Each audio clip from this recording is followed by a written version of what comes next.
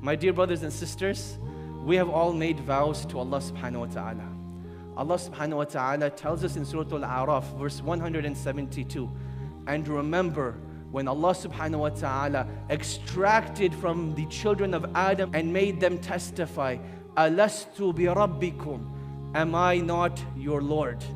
And they said, Qalu bala shahidna, indeed we have testified, so that on the day of judgment we will not be able to say that we were heedless of this affair, that Allah subhanahu wa ta'ala is our creator and sustainer. The vow, the covenant that we made with Allah subhanahu wa ta'ala, greater than any vow that a husband makes to a wife, or a wife to a husband, or a mother to a child, or any other relationship.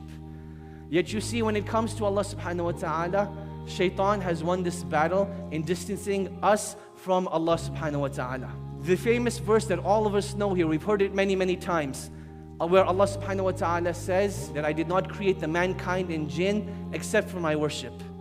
The greatest mufassir of the Quran, Abdullah bin Abbas radiallahu ta'ala anhuma, he said about this verse that to worship Allah subhanahu wa ta'ala is to know Allah subhanahu wa ta'ala.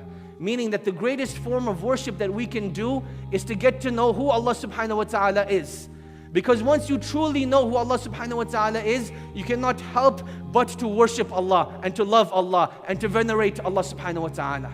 We're constantly told that this journey of life is about self-discovery, discovering who we are, discovering ourselves.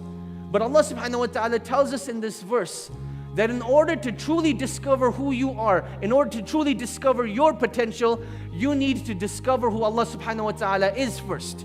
Because you will become a manifestation of the things that you ask Allah for, a manifestation of the things that you obey Allah with, a manifestation of those things that you plea Allah subhanahu wa ta'ala for.